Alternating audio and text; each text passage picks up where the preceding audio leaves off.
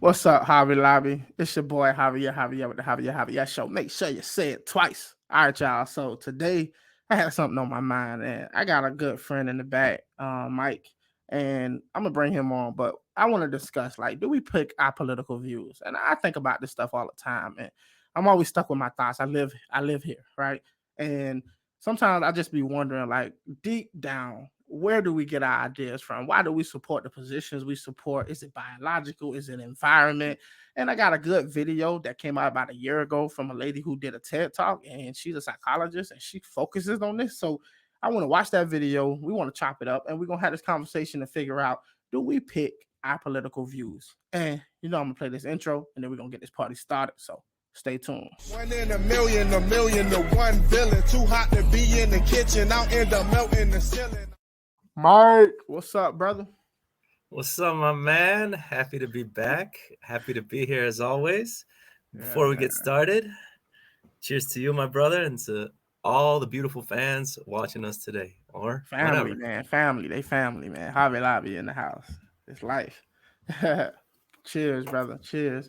My brother from Poland. He up in Poland right now, right next to Ukraine. Front lines? Nah, I'm just playing. But y'all, so I've been, like I said in my little introduction, I've been really trying to figure out exactly, like, do we pick our political views? And I this question hits home to me a lot because of my background and where I come from. And like, politics was never something that was like highly discussed in the projects where I was from. Nobody cared about, who was running it for the Senate or any of that stuff. The mayor never even crossed our minds. At least from the adults that I was around, the teachers, nobody ever talked about it. And I don't think most of my friends are political that I grew up with. And the people who are political, they tend to think completely opposite of me on a lot of different subjects, right? And I was wondering, like, how much influence does my environment have on the way I think, my experiences, versus am I just biologically geared a certain way? And what would be your first hunch? Like, what would be the first hunch you have concerning this? Well, it's really interesting because I grew up in a situation where every single family gathering, every single big, Thanksgiving, Christmas, Easter, where we'd all sit around the table, it would be just a matter of time before the politics kick in. And the politics kicked in as soon as the shots came around. So I grew up in an environment where politics, like there's an old saying, politics and religion are the gateway drug to philosophy. And so politics would be the deepest that we would ever talk in a family setting, because we never talked about religion because we were all Catholic, so there was no dissent. I mean, if we talked about religion, it'd be some random bullshit that like we'd be against, and everybody would be on the same side, and we'd just be, But politics, we got down and dirty, and we got pretty heavy. How much do you think that influenced? Like, I'm pretty sure when you were dealing with family, there were people with different political views, I'm guessing, or there were certain political views that probably resonated with you more, I'm assuming. Yeah, I'm conservative. My family's conservative, so. Okay, so it kind of just, do you think as they were explaining their views or having these discussions, do you think that it just made sense to you, or did you just accept it because, well, that's what they agree with, then that's what I agree with, and you never really thought about it until you got When I was older? right, exactly. You said it exactly. When you're a kid, you typically don't question your elders, right? You view them as the gatekeepers to the secret knowledge, which you do not yet possess, but you desperately want to possess. At least that's how I was as a kid. Like as a kid, I always wanted to hang out with the adults, Yeah, as opposed to the kids, right? Because yeah, I feel you there, because like I said, coming from a non-political background and you coming from a political background, I found I kind of got in tune with politics much later on. I might have been like 2021, somewhere around there. So it's been about 7, 8 years. I've been like heavy into politics, more so the philosophical side of it. I think that most people I debate or argue with are more utilitarian in their approach to politics. They'll say, well, we should get free healthcare because look how many people would help. But on the philosophical side, I'm like, oh, well, you agree with the government taking more of my hard earned money to pay for something for somebody else I don't even know, and things of that sort. So that's more like a philosophical right versus wrong and trying to approach it from that angle. Um, I don't think most people think philosophically when they pick up their political positions. I guess I do think that conservatives tend to lean more on the philosophical side of it versus the utilitarian side of it. And utilitarian could be a form of philosophy, but it's not based on what are the results. It's more so based on what is right versus what is wrong. I mean, utilitarianism is a philosophy, and it comes from, I Yeah. believe, a man named Mills, and it's summed up in Spock's famous quote: "The greatest good for the greatest number." So, if you were to talk about utilitarian philosophy, it would be like, um, you have a moral question. There's a burning building, and in the building is a Mona Lisa and your mother, and you can only save one. Which one do you save? The utilitarian argument would be you got to save the Mona Lisa because saving the Mona Lisa will provide the greatest good for the greatest number, whereas saving your own mother will only provide good for you and maybe a couple other people. And so, but Yeah. that's insane because I think most people would save their mother.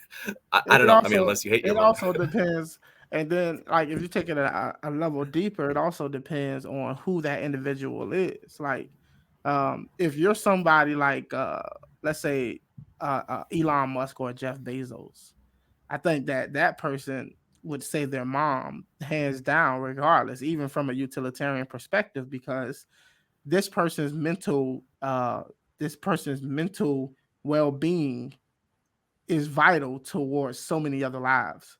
And the loss of their mother could actually damage them, which could trickle down and damage hundreds of thousands of people, right? No, I feel you. I feel you. I follow you. But we're getting into Yeah. into philosophy now, so maybe let's Yeah. stick to the topic. And what I wanted to Yeah. ask you, because you were saying, you didn't get into politics until you were later on, a little bit older in your life. So what was it that triggered you? What was the catalyst that made you get into politics? People wouldn't leave me alone. Uh, it was atheists. Atheists, for some reason, atheists are very inclined to being political. I guess atheists take the perspective of, well, they've been mistreated by some form of religion somewhere down the line, and they realize that uh, religious people are heavily like pushing for certain religious policies or whatever, and then atheists respond with, we got to get active and we got to start fighting these things. And then that's kind of how a lot of atheists go down the political road. They become atheists first, and then they realize, I need to fight this actively, and the best way to fight this is politically, which I think is a mistake, honestly. Like, of course there are certain things that you don't want Muslims enforcing Christians to live a certain way based on the Quran, or you don't want Christians forcing Muslims to live a certain way according to the Bible. So I can see how any person from any background could, want to get involved with politics on that aspect alone. But I think atheists resonate with it mostly because that's all the tools they have. They don't have the community or anything like that. So they came at me and they was bombarding me with all of this information and stuff like that. And I had met my wife who was into politics, and she was very like Black Lives Matter, very like pro Bernie Sanders, and she was Wow. very into this whole blackness ideology. And so, I you like know that phrase, blackness ideology. yeah. So uh we would always get into these back and forths about circumstances and situations concerning Black people in America and stuff like that. So I said, okay, if it means that much to people, I'll look into this. I'm not biased one way or the other. I just wanted to follow the information where it led. If people take this serious enough to keep bothering me about it, I might as well inform myself and educate myself on these things. So I do what any fanatic would do. I threw myself head first into it. I just jumped into the pool head first, and I swam and I swam, and I came out the other end a conservative. and it was just purely based on the philosophical arguments, and based on the arguments themselves. And that's how I became a conservative. So I wouldn't say it was genetic for me. I wouldn't.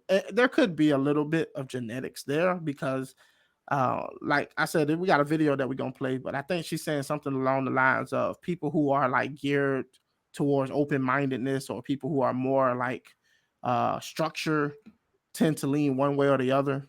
And we're gonna hear her out and see if that's true. But I was never that way. Nobody can. I really don't believe conservatives are like closed minded or shut down or anything like that. I was always very reckless. I mean, somebody who committed crime, somebody who spent time locked away, somebody who, you know, just I speak my mind, and I'm a very expressive person. So I don't see how um I probably live like a liberal, like, very libertarian, I guess. But conservatively, I recognize the need for structure and institutions and things of that sort.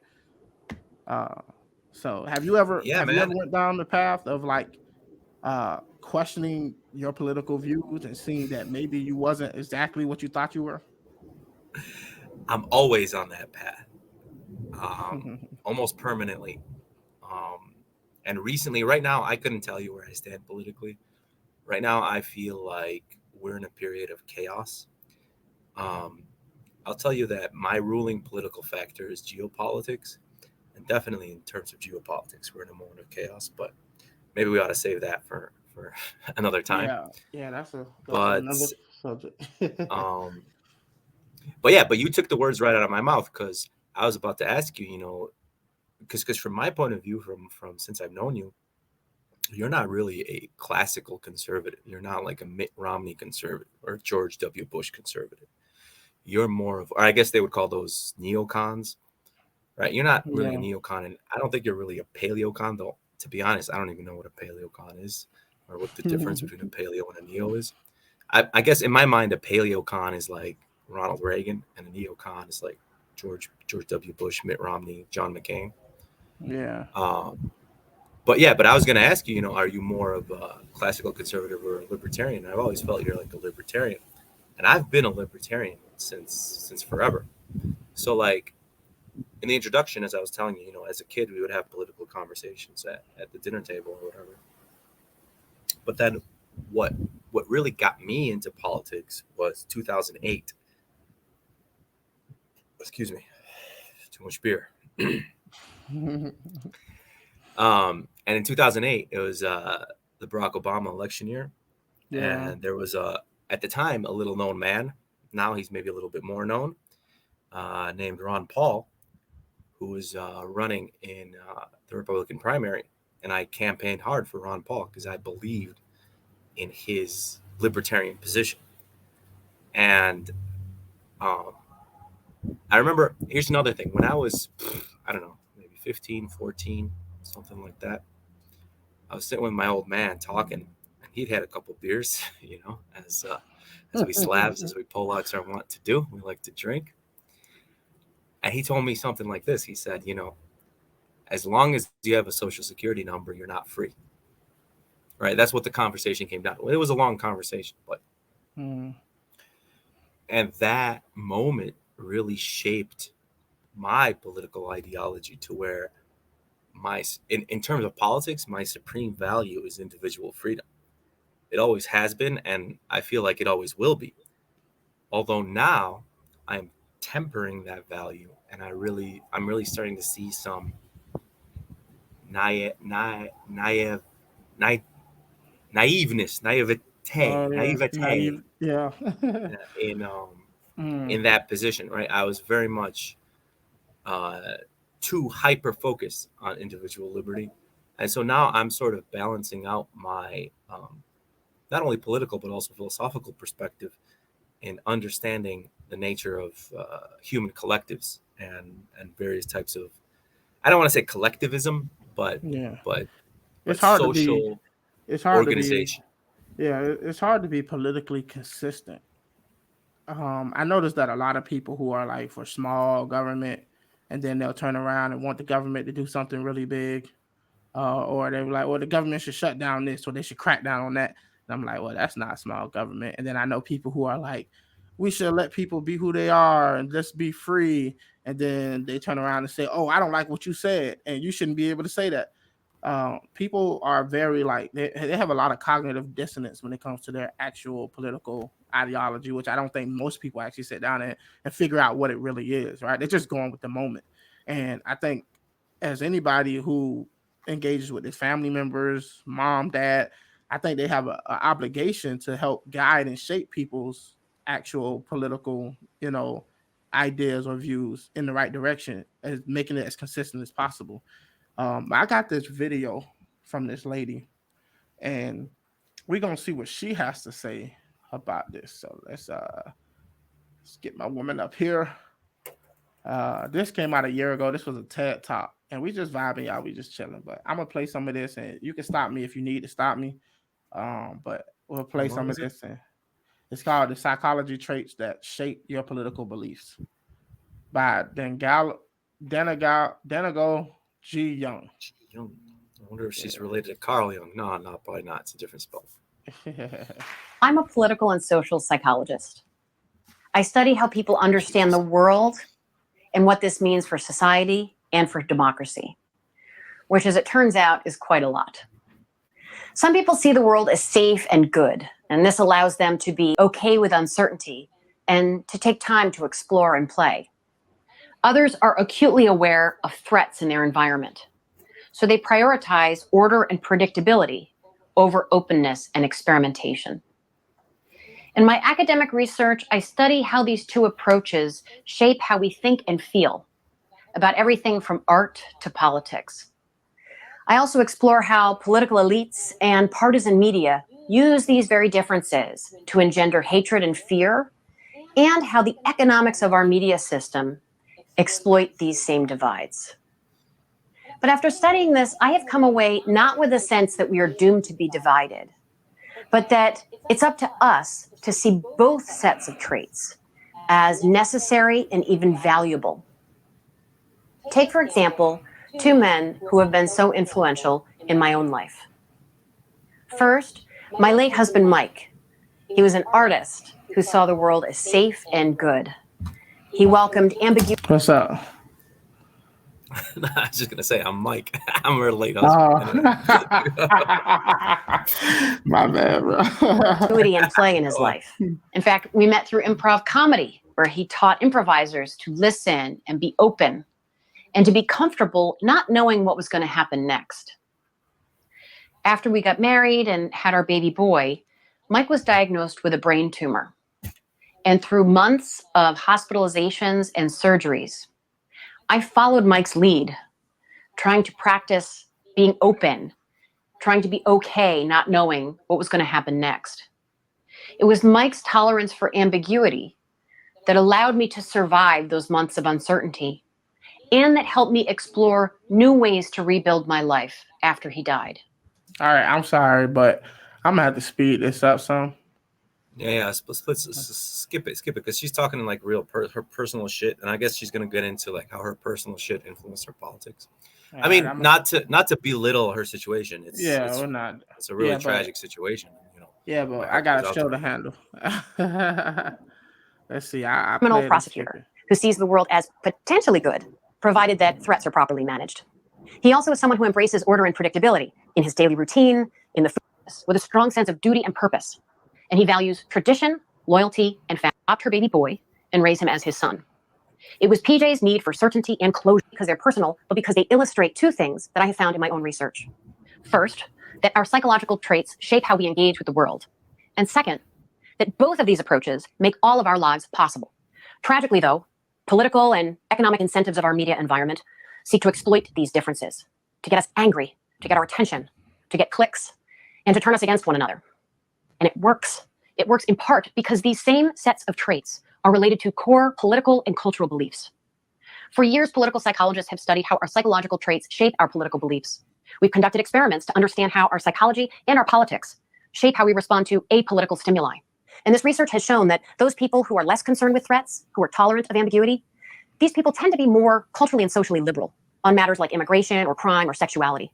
And because they're tolerant of ambiguity, they also tend to be okay with nuance, and they enjoy thinking for the sake of thinking.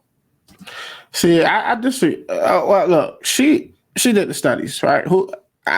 I don't have any like contradictory studies to provide currently, right? I think that some of this is inherently biased in these studies because they have to focus on certain aspects of a liberal, certain aspects of a conservative, right? Conservatives are more likely to go to war. Conservatives are more likely to get into the military and go fight. They're more likely conservatives aren't like anti-immigrant. Conservatives are more so, come the right way. You know what I mean? But like I can get how she say liberals are more like, let's just throw stuff at the wall and see what sticks and take a risk.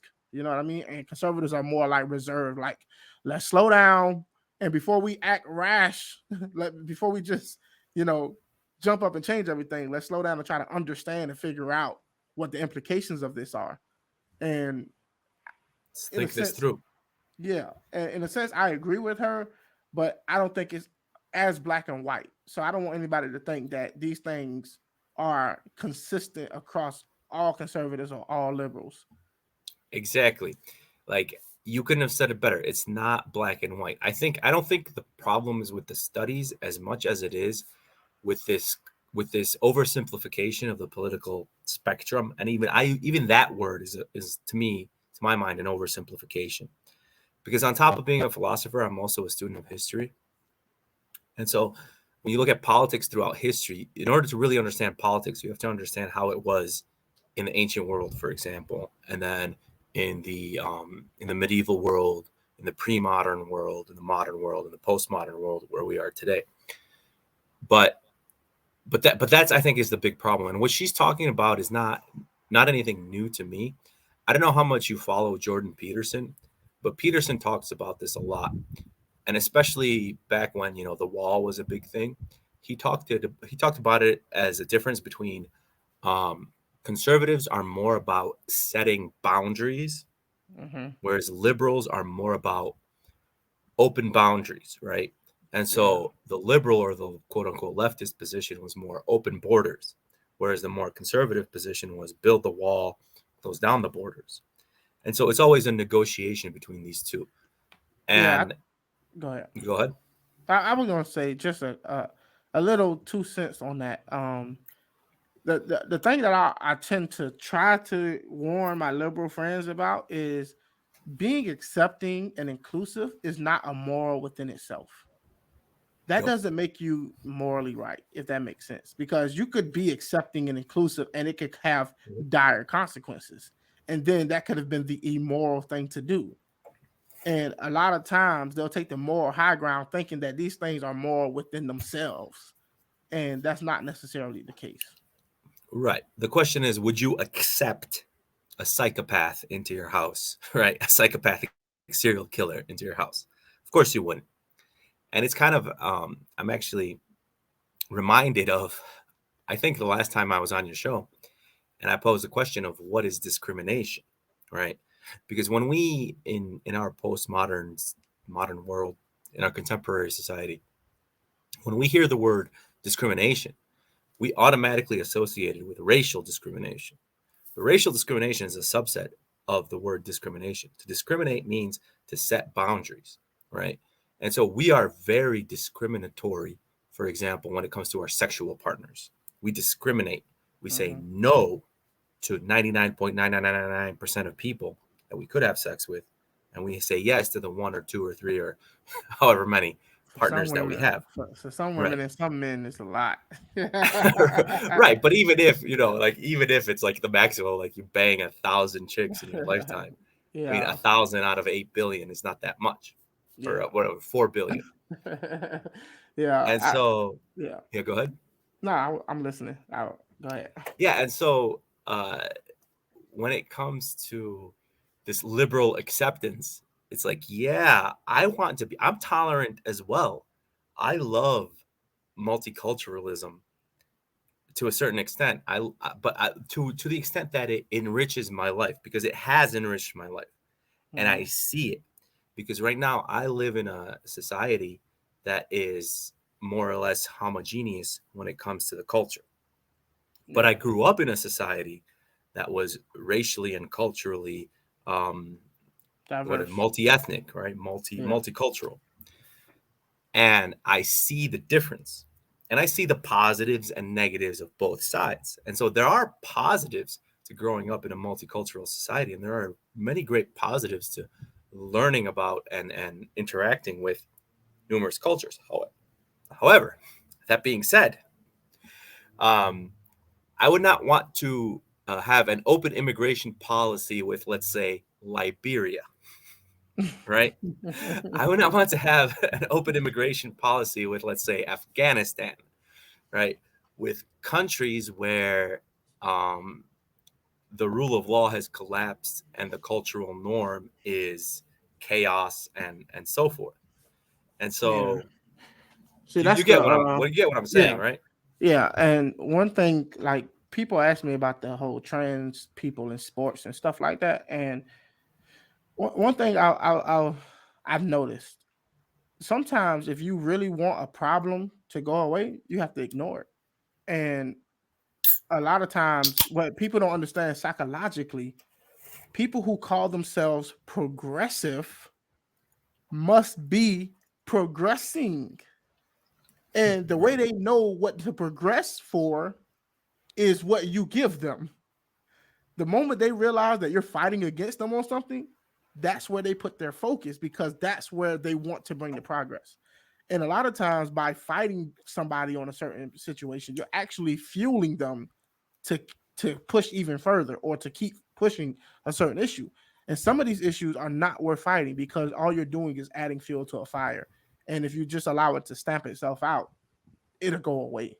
And a lot of people just can't ignore it. A lot of people have to fight every fight.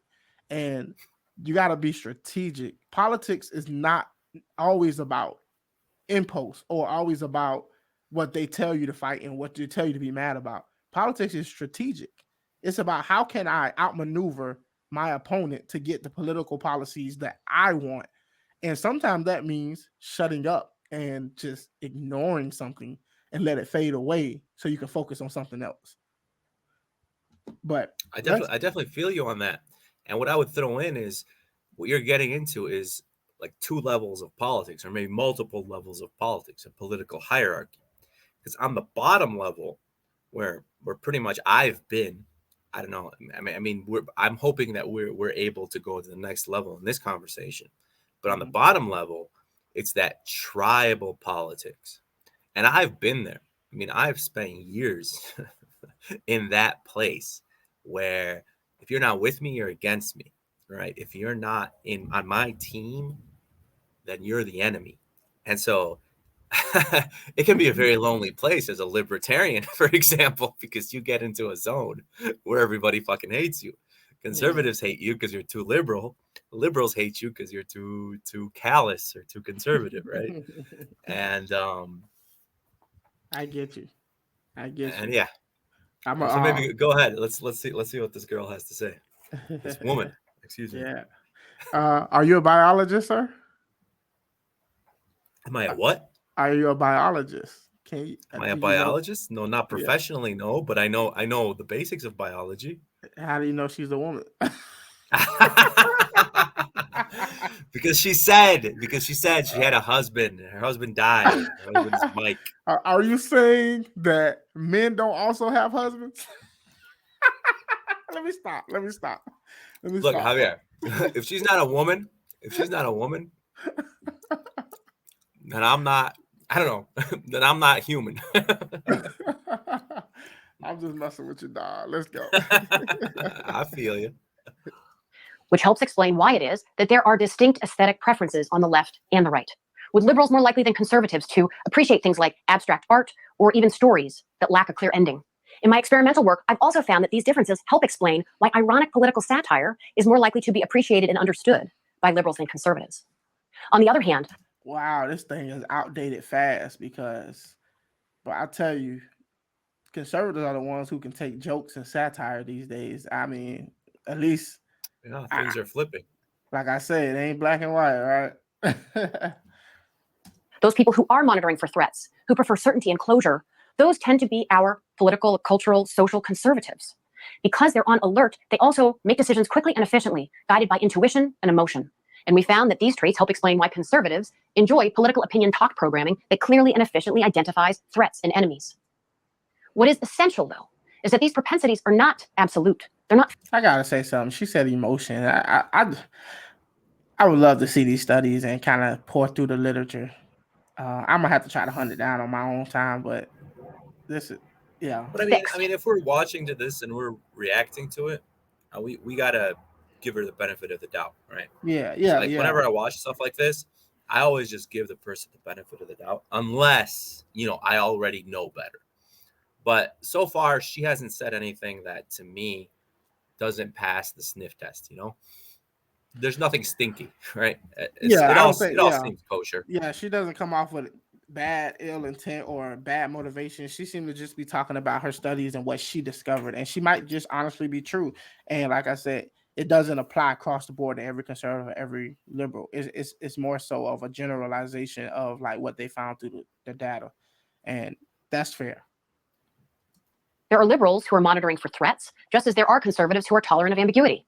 In fact, PJ's political beliefs are not that radically different from those that Mike held.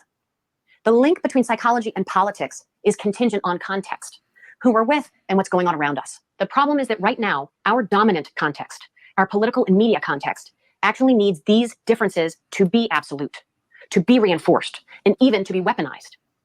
For reasons related to power and profit, some in politics and media want us to believe that those people who approach the world differently from us, the Mikes or the PJs, themselves are dangerous. And social media platforms use algorithms and micro-targeting to deliver divisive messages in our preferred messaging aesthetic, messages that relate to politics, culture, and race. And we see the devastating effects of these messages every single day. Americans who are angry and fearful of the other side. Charges of the other side destroying America. But stop and think for a moment. What would happen if those differences had never been weaponized? It is liberal inclinations towards openness and flexibility that allow us to cope with uncertainty, and that allow us to explore new paths towards innovation, creativity, scientific discovery. Think of things like space travel, or cures for diseases, or art that imagines and reimagines a better world. And those conservative inclinations towards vigilance and security and tradition, these are the things that motivate us to do what must be done for our own protection and stability. Think of the safety that's offered by our armed forces, or the security of our banking system, or think about the stability that's offered by such democratic institutions as jury duty, or cultural traditions like fireworks on the 4th of July. Okay. Time out. So here I would say, so up to this point, she's been really abstract and really general, but now she's getting into specifics. So let's talk about jury duty. How many people actually get jury summons and actually treat that shit seriously?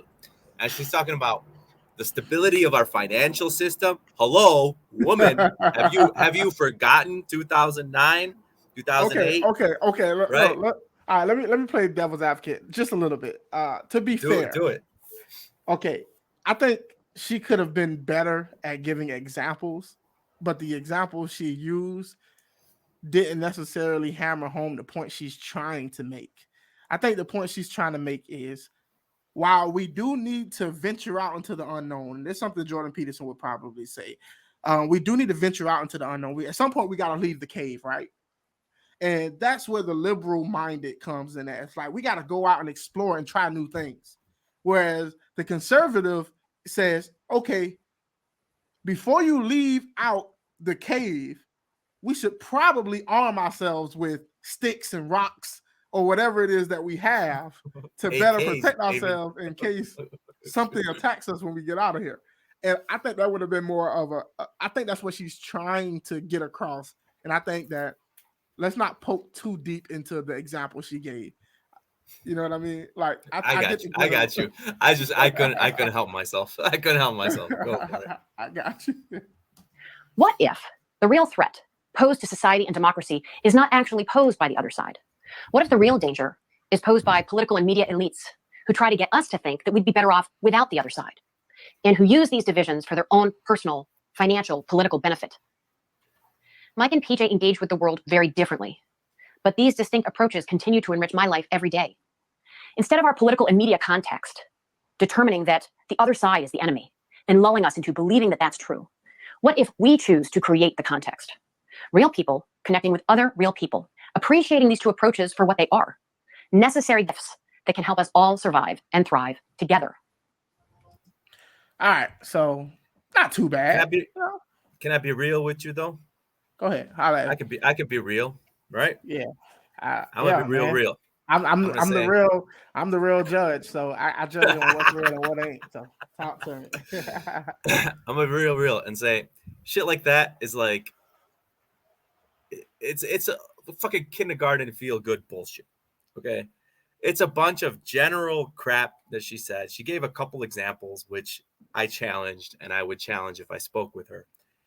But I mean, it's like, yes, let's agree to disagree. We all have different opinions. We all tolerate each other, and the elites are ruling us.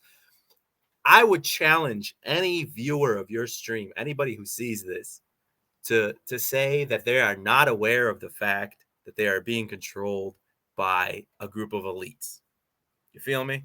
Like, she's not saying anything anybody doesn't already know. So if you was in her situation, what would you say? I'm not in her situation. That's why I'm not saying. So I take the position of this is a weird one for me because, like, through my journey and through my 2 years and some few months of doing YouTube, what I've come to understand is that I have conservatives and liberals, libertarians, people of all walks of life who actually watch and tune into my show. Some people who are not even political at all, and they just enjoy watching things that have nothing to do with politics, right? And one thing I realized is that it's not beyond us to talk and have conversations with people we disagree with. I think the issue becomes, whereas there are certain topics that's a no-go, that some things you just cannot agree to disagree on. For example, giving kids puberty blockers. I don't see the middle ground there, right? You know, there are certain issues that you just cannot just be like, let's kumbaya this. Like, we can't just kumbaya, my lord. Like, we just can't, right? And one thing that conversation doesn't address are those things. And what the hell do we do about those things? And that's what the fighting is about. Though that is what the big political division is about. It's not just the elites that are like trying to manipulate people. It's that there are real hard questions with drastically different answers from both sides. And we all are trying to fight over this, which is one of the main reasons why I take more of a state rights position.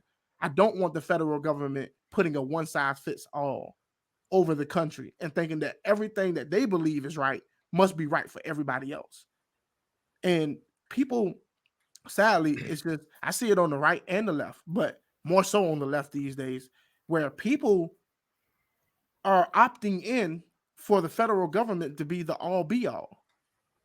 The federal government can fix our problems. The federal government can come in and force these people in California to do what we want them to do, or force these people in Texas to do what we want to do. How you live in California and you trying to control the people in Texas? It's like, that's what the fight is about. And we wouldn't be fighting each other like this if the federal government would just limit its power and let the states decide what's best for their constituents. And we work from there, from bottom up. But I just don't see us being able to turn that around. The government's never going to give back the power. Well, I would say this. To what extent do leftists even know the difference between, federal government, state government, and local government? I'll leave that as an open question. The thing I'll say about the federal government, though, is we live in a reality. We don't live in 1776. We live in a reality where there are nuclear weapons, where there are, the United States has 12 aircraft carriers operational right now, as if I remember correctly. And you can't just, like, once a certain momentum takes hold, you have to go through with that momentum. You can't just stop it in the middle and go back. You know what I mean? Like a car rolling down a hill. It's probably better to let the car roll all the way down the hill, and then you can decide, do I want to go back up the hill, or what do I want to do after that? And yeah, and the political, I mean, the general political questions, political theory, or we can talk about macroeconomics. Like, that's all well and good. But what happens is at a certain point, reality hits you, right? And to the extent that we're comfortable, we have enough to eat, we have gas and electricity to heat our homes so we're not cold in the winter, and we have clean water to drink, and we have access, whether public or private, doesn't matter. But we have the access to basic medical care and so on and so forth. Then we can talk about hypotheticals and generalities and political theory, till the cows come home. But to my mind, to my eye, to what I'm seeing happening in the world today, we are quickly approaching the point where we will no longer have that luxury. And it's kind of, I don't even know the proper phrase to use here, but it's kind of like, it's one of those things where I hope it doesn't happen, but I see it happening. Where Americans, first and foremost Americans, then Europeans, the top 1% of the world, will soon feel the pain that the rest of the world and historically society has felt. And at that point, politics completely shifts. The political discussion completely shifts. And at that point, that is when real radicals come in and take power. And it is at that point when democracy ends de facto. It might still exist on paper, but it ends. And it is an argument to be had, in my mind. Does democracy even exist today? Yeah, that's what I was Perhaps. gonna say. One could argue that. Now you gave a lot of like a little doomsday scenario there, like back to the Stone Ages and see how you fare. But No, not to that extreme, but you know what I'm saying. People are starting yeah, to feel the pain already at the gas pump, and then gas supersedes everything. What's going on in the Ukraine right now is going to have a cascading effect on the rest of society. But go of ahead. course, yeah. Um, what I would say is, as far as the democracy goes, um, one would argue, and I wouldn't say that this is my hard line position on this, but I'm very tempted to make this argument, and I would say that there isn't, there is no such thing as democracy. When you have situations where information can come out about a presidential's um, child, or bad information about his child comes out, and the media decides to bury it for the sake of swaying an election one way or the other. When you have people in the elite class all in cahoots with each other, people in the media, people in the political class all in cahoots with each other, how can you ever be sure that this is a democracy? And I know that people are going to say, well, it's not a democracy, it's a republic. I get the argument, right? But to say that people aren't being manipulated in a fashion that they can't truly rely that they got accurate information and they had an informed vote, you can't really say that. There are so many levers of information that you are not in control of that you cannot individually verify. And it's all working against the people in a systematic way. I can't even personally say that I have an informed vote, no matter how much I study, no matter how much I read, because at the end of the day, my emotions or my views are being shaped by this whole elite class of, I mean, from the things you buy, the things you see on television, the things you learn in school. There are so many different things in place on so many different stages of your life to gear you towards a certain outcome. And we know, based on social media studies, that they can literally sway voters one way or the other just on social media based on the information they allow you to see or the things they don't allow you to see. How can you ever really say that you made an informed decision on who you voted for? So that's kind of where I'm at. Well, I mean, the question becomes, to make an informed decision, what is required? And what is required is far more than a 30-second soundbite here and there. What is required is for you to read a book, right? Or more, better, several books. Here's the issue. And We now have a society where they want to outlaw or ban certain books. Not only do we have that, these publishing houses and the people who actually print books, they get to pick and choose who gets published and who doesn't get published. And then you start to decide, how do we know that they're not skewing certain publishers? Like, for example, my wife is in college right now.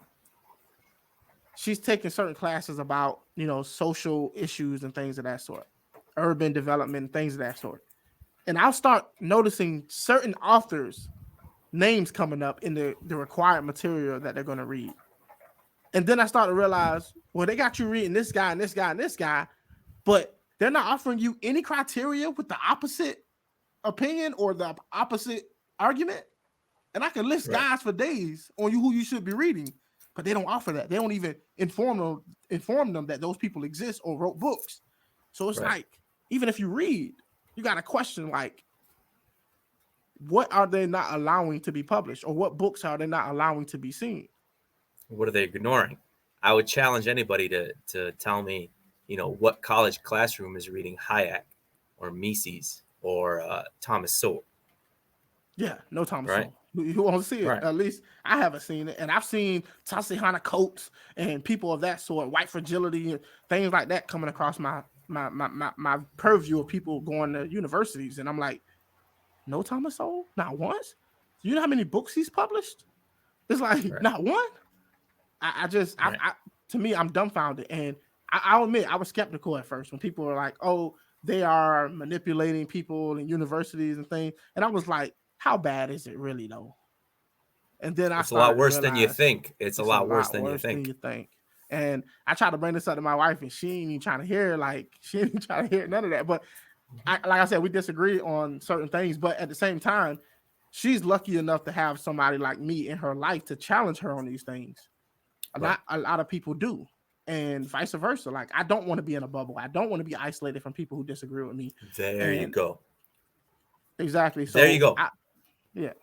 But I encourage any and every one of y'all watching this, like, definitely expose yourself to uncomfortable ideas and alternative information, and then chase down that information and try to verify as best you can what information is correct and which one is false. That's the best you can do. And look, this conversation can lead us into a whole myriad of conversations about, like, big tech, as far as censorship, all of that. But, that the reason this is important is because you got to ask yourself, how do we form our political views? And has our political views been chosen for us? That's something you have to consider these days. And that's very well said, Javier. And that's, if I'm having conversations like this, where they're going on into the public sphere and presumably people are listening to this, I like to get to a point where there's something actionable, right? So, like, if you compare the video that we watched, there's nothing actionable that she said. She never said, do X, Y, and Z to improve society. And so we've gotten to a point where we found something actionable. So everybody listening to this, the actionable thing is what you should do is go into the opposite view or the enemy camp, so to speak, and see what they're saying. So if you're a liberal or a leftist listening to this, go to a conservative forum or a conservative, Facebook group, and just be a lurker. And at the very least, expose yourself to those views, and vice versa. If you're a conservative, if you're a hardcore right-winger, go into the left-winger spheres and see what they're talking about. Now, it's not easy. It's not comfortable, right? But the moments where you feel an emotional reaction to something that you're being exposed to, those are the moments you need to pay attention to. And I'm not saying you need to change your views, but we need to have communication. If we do not, here's the thing about democracy, and we spoke about democracy earlier, and we can get into the technical aspects of the difference between a republic and a democracy. But let's just say with the general socially accepted term democracy, what it is predicated upon is our interaction as individuals and as groups and our willingness to communicate with each other. And so in the recent history of America, what has happened is that willingness and that capacity to communicate between opposing sides is disappearing. It's all but gone. And so what happens is our communication devolves to, well, you're just a bigot. Well, you're just a sexist. Well, you're just a retarded. I don't know. Can I even say that word? Excuse me, YouTube algorithm. You know, I grew up in a different time when the R word meant something different. Yeah. But you know what I mean, right? From I don't know what liberals call conservatives, but whatever pejorative you use for conservatives, go into those groups, talk to them, right? Not with the intent of changing their minds, not with the intent of arguing with them or having a political or even fucking atheist versus religious argument, but with the intent of simply going in, listening to round out your view and become a stronger person yourself. Yeah, don't look at it as a rescue mission. Look at it as something you're doing for yourself, because you can't control what other people do. You can only control what you do. And the first thing that you should always seek to do is to expand your horizon, to open your mind and allow your thoughts to be challenged, so that way you can see the flaws in your own arguments. It might even strengthen your arguments, because now you know where your flaws are and you can fix them. It just works. It works well around the board. And one tactic that I realized that really works is, instead of telling somebody they're wrong, maybe just say, hey, I see it this way. This is how I saw something, or this is how I view it, as a, what do you think about this? And let them think about what you put forward, instead of, you wrong, and let me tell you why you're wrong. More so, well, this is how I saw it, or this is how I view it. And, what do you think about this? And then they'll be like, okay, you're coming to engage in a conversation because you're actually open to putting your ideas out and being, criticized. And they'll approach you differently. Now, if you meet one of the radicals, the people who are just like, the moment you say one word that just triggers them, there's nothing you can do with those people. That's already a lost cause. So, right. But even those people are worth listening to, at least. Yeah. I mean, just to see.